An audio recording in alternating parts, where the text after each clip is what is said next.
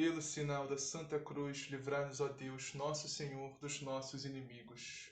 Em nome do Pai, do Filho e do Espírito Santo. Amém. Creio em Deus Pai, Todo-Poderoso, Criador do céu e da terra, e em Jesus Cristo, seu único Filho, nosso Senhor, que foi concebido pelo poder do Espírito Santo, nasceu da Virgem Maria, padeceu sob Pôncio Pilatos, foi crucificado, morto e sepultado, desceu à mansão dos mortos, ressuscitou ao terceiro dia, subiu aos céus, está assentado à direita de Deus Pai Todo-Poderoso, donde há de vir a julgar os vivos e os mortos. Creio no Espírito Santo, na Santa Igreja Católica, na comunhão dos santos, na remissão dos pecados, na ressurreição da carne, na vida eterna. Amém. Vinde, Espírito Santo, enchei os corações dos vossos fiéis e acendei neles o fogo do vosso amor. Enviai, Senhor, o vosso Santo Espírito, e tudo será criado, e renovareis a face da terra. Oremos. Ó Deus, que instruís os corações dos vossos fiéis com a luz do Espírito Santo, fazei que apreciemos retamente todas as coisas, segundo o mesmo Espírito, e gozemos sempre de suas divinas consolações. Por Cristo nosso Senhor. Amém.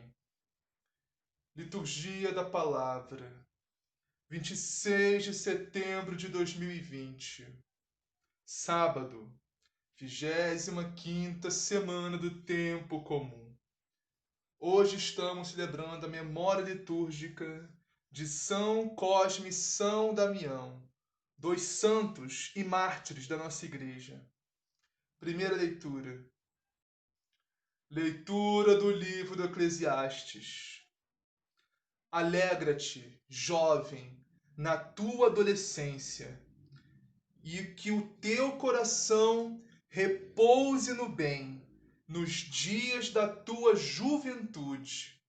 Segue as aspirações do teu coração e os desejos dos teus olhos. Fica sabendo, porém, que de tudo isso Deus te pedirá as contas.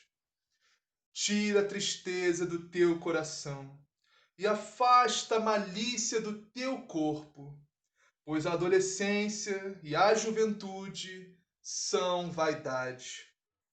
Lembra-te do teu Criador nos dias da tua juventude, antes que venham os dias da desgraça e cheguem os anos dos quais dirás: não sinto prazer neles, antes que se obscureçam o sol, a luz, a lua e as estrelas, e voltem as nuvens depois da chuva, quando os guardas da casa começarem a tremer e se curvarem os homens robustos, quando as poucas mulheres cessarem de moer e ficarem turvas as vistas das que olham pelas janelas, e se fecharem as portas que dão para a rua, quando enfraquecer o ruído do moinho, e os homens se levantarem ao canto dos pássaros,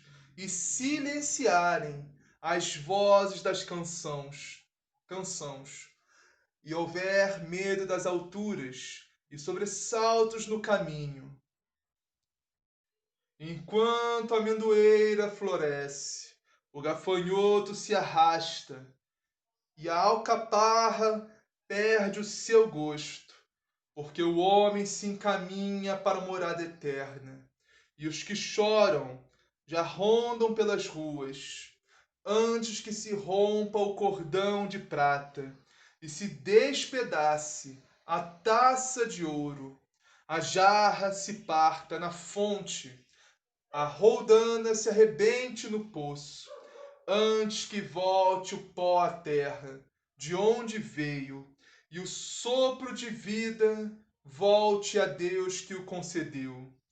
Vaidade das vaidades, diz o Eclesiastes, tudo é vaidade. Palavra do Senhor. Graças a Deus. Salmo responsorial. Ó Senhor, vós foste sempre um refúgio para nós. Ó Senhor, vós foste sempre um refúgio para nós. Vós fazeis voltar ao pó todo mortal, quando dizeis: voltai ao pó, filhos de Adão, pois 1000 anos para vós são como ontem, qual vigília de uma noite que passou. Eles passam, ó Senhor, vós foste sempre um refúgio para nós. Eles passam como o sono da manhã, são iguais à erva verde pelos campos. De manhã ela floresce, vicejante, mas à tarde é cortada e logo seca. Ó Senhor, vós foste sempre um refúgio para nós. Ensinai-nos a contar os nossos dias e dai ao nosso coração sabedoria. Senhor, voltai-vos. Até quando tardareis? Tende piedade e compaixão de vossos servos. Ó Senhor, vós foste sempre um refúgio para nós. Saciai-nos de manhã com vosso amor e exultaremos de alegria todo dia. Que a bondade do Senhor e nosso Deus repouse sobre nós e nos conduza. Tornai fecundo, ó Senhor, nosso trabalho. Ó Senhor, vós foste sempre um refúgio para nós. Ó Senhor, vós foste sempre um refúgio para nós. Evangelho. O Senhor esteja convosco. Ele está no meio de nós. Proclamação do Evangelho de Jesus Cristo, segundo Lucas. Glória a vós, Senhor. Naquele tempo, todos estavam admirados com tudo que Jesus fazia. Então, Jesus disse aos seus discípulos: gravai nos ouvidos estas palavras. O Filho do Homem vai ser entregue às mãos dos homens. Eles, porém, não compreendiam o que ele dizia. Ficava-lhes encoberto, de modo que não podiam entender, e tinham medo de fazer perguntas sobre esse assunto. Palavra da salvação. Glória a vós, Senhor. Vamos iniciar a meditação de hoje na primeira leitura. Eclesiastes, capítulo 11, versículo 9 a 10. E diz assim: alegra-te, jovem, na tua adolescência, e o que o teu coração repouse no bem, nos dias da tua juventude. Segue as aspirações do teu coração e os desejos dos teus olhos. Fica sabendo, porém, que de tudo isso Deus te pedirá as contas. Meus irmãos e minhas irmãs, a Bíblia, a palavra de Deus está falando. O jovem tem que ser alegre. O adolescente tem que ser alegre, tem que ser feliz. É triste, é muito triste quando a gente vê um jovem triste, um jovem deprimido, um jovem melancólico, um jovem só pensa em coisa ruim. A minha geração, a nossa geração, não sei que geração é essa que está vendo esse vídeo, mas nossa, jovens só pensam em coisas que não prestam, só pensa em coisa ruim, só pensa em pecado, só pensa em maldade, só pensa... Infelizmente, a minha geração, os jovens estão se perdendo cada dia mais cedo. E os jovens, muitas vezes, têm uma visão muito errada, distorcida de Deus, da igreja, de tudo, né? Que diz respeito a Deus. Olha, a igreja, Deus não é para deixar ninguém triste, não é para deixar ninguém, não é para reprimir ninguém, para não, é para você ser feliz, para você ser alegre. Mas a questão é, você nunca vai ser feliz, nunca vai ser alegre vivendo no pecado, vivendo longe de Deus, longe da igreja, longe de Cristo. Não existe alegria maior, felicidade maior do que encontrar Cristo, ter Cristo no coração, ter Cristo vivendo em Cristo. O problema é que nós jovens, queremos buscar prazer, satisfação, felicidade, alegria nas coisas do mundo. A gente encontra, assim, se der que não encontra é mentira, a gente encontra a alegria, felicidade nas coisas do mundo, mas é uma coisa, é algo passageiro, é algo que um estado de Deus acaba. E depois vem a tristeza, depois vem a melancolia, a depressão. Porque não é a felicidade verdadeira, não é a alegria verdadeira, é passageiro, é ilusão, é morte, é desgraça, é condenação. Os jovens se perdem nos prazeres do mundo, no dinheiro, nas coisas do mundo, buscando falsas alegrias, falsas felicidades que não são completas, verdadeiras, plenas, duradouras. No momento a palavra de Deus diz que o jovem tem que ser triste, tem que ser enclausurado, tem que se divertir, não tem que ter prazer em nada. Não é isso. Não é isso. A palavra de Deus não fala isso, a igreja não fala isso. Não é essa a vontade de Deus, que o jovem vive triste, né? Mas a questão é, tem que buscar a felicidade, tem que buscar a alegria, tem que buscar o prazer no lugar certo, em Deus, nas coisas de Deus, não nas coisas do mundo, que levam à perdição. Porque a alegria e a felicidade que Deus nos dá, nada, nem ninguém desse mundo pode nos dar. A palavra fala, alegra-te, jovem, na tua adolescência. Ó, que o teu coração repouse no bem nos dias na tua juventude, ou seja, repousar em Deus, repousar no bem nos dias da juventude. A conversão, você não pode pensar, não, quando estiver velho já me converto e me salvo. Você não pode ter esse pensamento. Meus irmãos, fé não se improvisa. Você não vai acordar um dia, você vai dormir sem fé e vai acordar com fé um dia, quando estiver velho já. Não dá para ser assim. A fé tem que ser um processo diário, um processo de conversão é diária. Entendeu? A fé, diariamente você vai aumentando a sua fé na graça de Deus, na oração, na comunhão com Cristo, na igreja.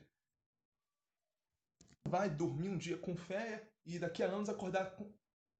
Você não vai, daqui a anos, né, quando você se converter, velho já, você não vai dormir sem fé e acordar com fé. Não funciona assim. Fé não se improvisa. Santidade não se improvisa. Processo diário, processo longo, duradouro, mas que vale a pena. Segue as aspirações do teu coração e os desejos dos teus olhos. Ó, Deus não está dizendo que você não pode seguir o seu coração, seguir o que o seu olho quer. Você pode seguir o seu coração, você pode seguir o que o seu olho quer sim, desde que não seja um pecado mortal. Seja algo que desagrade a Deus, que vá contra a vontade de Deus, desde que não seja algo que vá colocar sua vida em risco, sua salvação eterna em risco. Você pode seguir o seu coração, sim, pode seguir seus olhos, sim, mas desde que seja algo lícito, que não vá colocar em risco a sua vida eterna junto a Deus, sua salvação. Fala, ó, segue seu coração, segue seus olhos, segue sua vontade, seus desejos, mas fica sabendo que de tudo isso Deus pedirá contas. Então, irmãos, temos que ter muito cuidado para onde a gente direciona os nossos olhos, nosso coração, nossos desejos, nossas vontades. Temos que ter muito cuidado, muito cuidado. Porque dependendo de para onde a gente direciona isso, nossas paixões, nossos desejos, nossas vontades, isso ou vai nos santificar ou vai nos condenar. Ou vai nos levar ao céu ou vai nos levar à perdição eterna. Próximo versículo. Tira a tristeza do teu coração e afasta a malícia do teu corpo, pois a adolescência e a juventude são vaidade. Meus irmãos, tantos adolescentes, tantos jovens, hoje em dia, com tanta malícia no corpo, tantas danças provocativas, meninas dançando provocativamente, muita sensualidade, muita luxúria.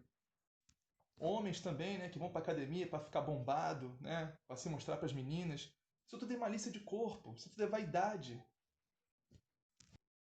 Homens, inclusive, até que quase perdem o braço, né, perdem tudo, ficam impotentes. Por quê? Para ficar bombado para malícia de corpo, para vaidade, para se mostrar para as meninas. Onde vem a tristeza do jovem?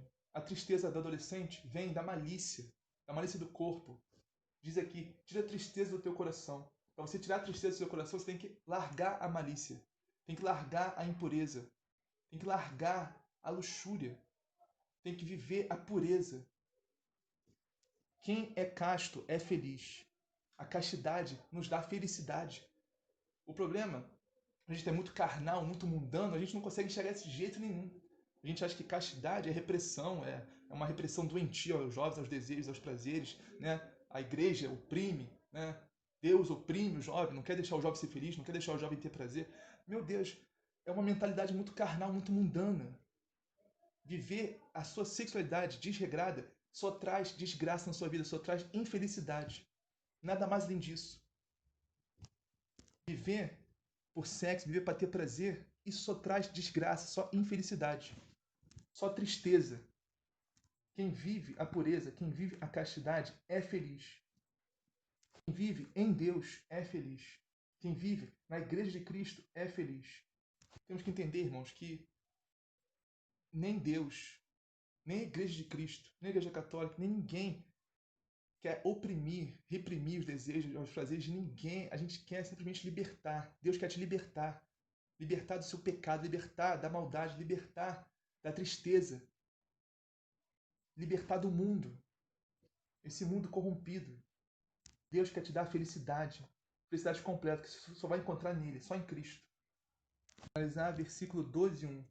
Lembra do teu Criador nos dias da juventude, antes que venham os dias da desgraça e cheguem os anos dos quais dirás: não sinto mais prazer em viver.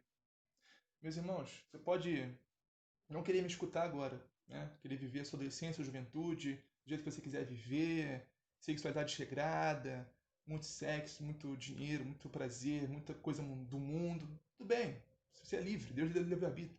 Não precisa me escutar, não precisa viver a castidade, não precisa viver na igreja, não precisa comungar, confessar, igreja de Cristo, não precisa nada disso. Mas Deus pedirá contas. E aqui na terra, não só no céu, mas aqui na terra, vai chegar um momento, né, na sua velhice já, se você viver até lá, né, que não se sabe, que você não vai ter mais prazer em nada disso, desse mundo.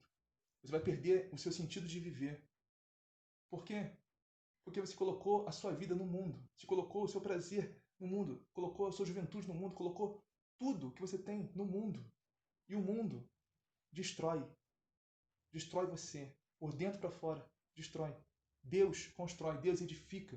Se você coloca a sua esperança em Deus, em Jesus Cristo, não vai chegar um momento que você vai dizer: eu não sinto mais prazer. Agora, se você coloca o seu prazer, a sua felicidade no mundo, vai chegar um momento que para você o mundo não vai ter mais prazer nesse mundo. Quem é a desgraça? Que a desgraça vai chegar, irmão. É para todo mundo, a desgraça vai chegar.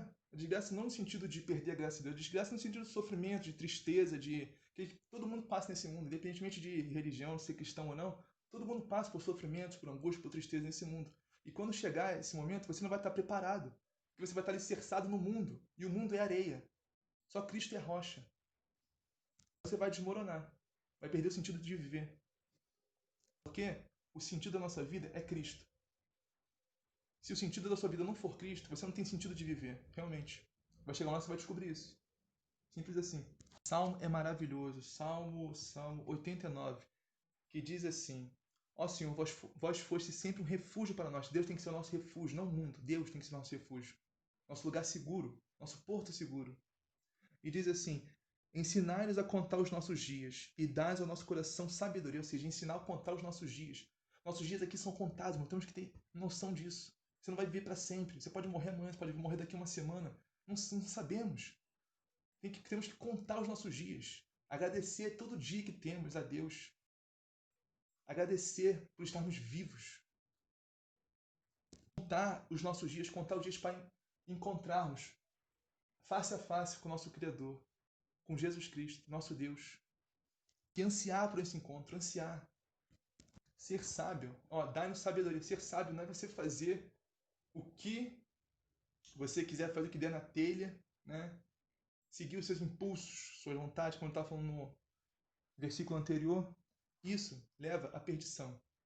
Fazer a vontade de Deus, contar os nossos dias aqui na terra, contar os nossos dias, realmente contar. É ter prudência. As pessoas geralmente não gostam de pensar na morte, mas pensar na morte é muito útil. Porque se você pensar que você pode morrer a qualquer momento, você vai viver melhor, com certeza, muito melhor. Você vai aproveitar muito melhor cada segundo do seu dia. Vamos ao Evangelho, que hoje está em Lucas, capítulo 9, versículos 43b a 45, que diz assim: Naquele tempo, todos estavam admirados com todas as coisas que Jesus fazia. Então Jesus disse aos seus discípulos: todo mundo estava admirado, todo mundo estava espantado com tudo que Jesus fazia. Mas então, Jesus chamou os seus discípulos e disse assim: vem cá, junta todo mundo aqui. Agora, prestai bem atenção às palavras que eu vou dizer. Preste atenção nas palavras que vão sair dos meus lábios. Escuta bem o que eu vou dizer. Escuta bem, com muita atenção. Escuta, por favor, escuta. Que os discípulos não estavam escutando. Jesus percebeu que os discípulos não estavam entendendo o que ele estava dizendo. Então ele disse: Olha, presta bastante atenção nas palavras que vão sair do meu lábio. Preste bastante atenção. E Jesus disse: O Filho do Homem vai ser entregue nas mãos dos homens. Ou seja, Jesus está anunciando sua paixão, sua morte. Jesus está anunciando tudo que ele ia passar por nós. Mas os discípulos não conseguiam entender. Eles até entendiam, mas não queriam entender. Né? Porque muitas vezes a gente entende algo, mas não entende. Não quer entender o que a gente entende. Né? Isso se chama... Ou então, a gente tem medo de entender o que a gente quer entender. A gente tem medo de entender. Isso se chama ignorância afetada. Ignorância afetada é o quê? Quando você tem medo de perguntar algo e saber a resposta daquilo. Você tem medo de perguntar algo e saber a resposta daquilo. Porque se você souber a resposta daquilo, você vai ter que tomar uma atitude. Você vai ter que fazer algo ou mudar algo. Então você prefere ficar na ignorância. Né? Pode ter sido isso que aconteceu com os discípulos. Né? Porque fala aqui. Mas os discípulos não compreendiam o que Jesus dizia. O sentido ficava escondido, de modo que não podiam entender. Eles tinham medo de fazer perguntas sobre o assunto. Ou seja, eles tinham medo de fazer perguntas sobre o assunto. A gente pode entender esse caso como ignorância afetada. Né? Eles não entendiam e tinham medo de perguntar e de entender o que ele estava falando. Jesus está falando da morte dele. Né? Como que um homem tão poderoso, um homem que anda sobre as águas, um homem que faz esses milagres todos que faz, como que esse homem vai morrer, vai ser entregue na mão dos sumos sacerdotes, dos fariseus, dos escribas, e vai ser crucificado e morto? Como que vai acontecer isso com esse homem? Um homem tão poderoso assim? Os discípulos não conseguiam entender. Não queriam entender o que eles estavam entendendo. Né? Não sei. Jesus foi bem enfático, né? Prestai bem atenção no que eu vou dizer. Né? Prestai bem atenção nas palavras que vão sair dos meus lábios. E Jesus profetizou a sua morte, profetizou a sua paixão. Esses dias a gente falou de falsas teologias, vamos continuar falando sobre falsas teologias, porque a gente tem que desmascarar isso tudo. Isso tudo que não vem de Deus, que não vem de Cristo, que não vem da igreja de Cristo. Isso tudo é falso. Né? E dizem as falsas teologias desse mundo, né, que Jesus, algumas, né, dizem que Jesus nem é Deus, né? Aí dizem que Jesus falhou na missão porque ele foi crucificado, né? Que ele não chegou a completar a sua missão. É ridículo, né, cara? É muito ridículo essas falsas teologias. Porque Jesus, em inúmeros relatos, ele próprio anuncia a sua paixão, ele próprio anuncia o que vai acontecer com ele. Porque Jesus veio para isso, Jesus veio para a cruz. A cruz é para nos libertar, para nos dar a vida, nos dar o céu. Como já disse inúmeras vezes, a maior glória de Deus está na cruz. Eu não entendo como pode ter essas ideologias, essas teologias, essas falsas doutrinas. Está tudo tão claro na palavra de Deus, tudo tão claro. Tão claro, é só ler a Bíblia, só ler a Sagrada Escritura. Então, para terminar essa minha meditação, a palavra de Deus nos dá a segurança. A palavra de Jesus nos dá a segurança. Porque ele anunciou várias vezes, acho que mais de 3 vezes a paixão dele, ele anunciou aos discípulos, para que quando acontecesse, né, aquela tragédia, né, aos olhos dos discípulos, era uma tragédia aquilo, era uma coisa assim, horrível, né? Então quando acontecesse aquilo, eles vissem lá Jesus crucificado, eles lembrassem das palavras de Jesus, da palavra de Deus. Isso aí tinha que acontecer. Isso era para acontecer. Ele falou que ia acontecer isso. E não se desesperasse, né? Não confiasse na palavra de Deus. Temos que confiar na palavra de Deus. A palavra de Deus nos dá a segurança. Diante de todo o sofrimento, todas as angústias, todas as tristezas desse mundo, a palavra de Deus nos dá a segurança. É nosso chão firme.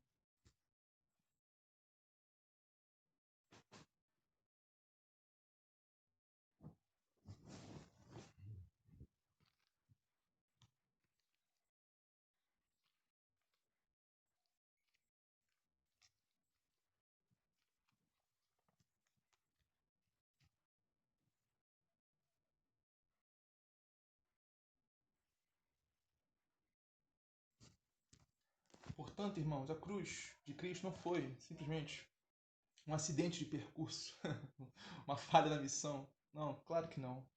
Óbvio que não. A cruz de Cristo foi o cumprimento da missão de Cristo, a finalização da missão dele aqui na terra. Jesus veio para a cruz. Cristo se encarnou, Deus se encarnou para morrer na cruz por nós. Foi o cumprimento da missão. A plenitude da salvação de Deus está na cruz de Cristo. É isso, vamos finalizar. Pai nosso que estás no céu, santificado seja o vosso nome, venha a nós o vosso reino, seja feita a vossa vontade, assim na terra como no céu.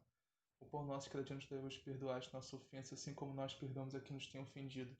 Não nos deixeis cair em tentação, mas livrai-nos do mal. Amém. Ave Maria, cheia de graça, o Senhor é convosco, bendita sois vós entre as mulheres, bendito é o fruto do vosso ventre, Jesus. Santa Maria, Mãe de Deus, rogai por nós, pecadores, agora e na hora de nossa morte. Amém. Glória ao Pai, ao Filho e ao Espírito Santo, assim como era no princípio, agora e sempre, por todos os séculos dos séculos. Amém.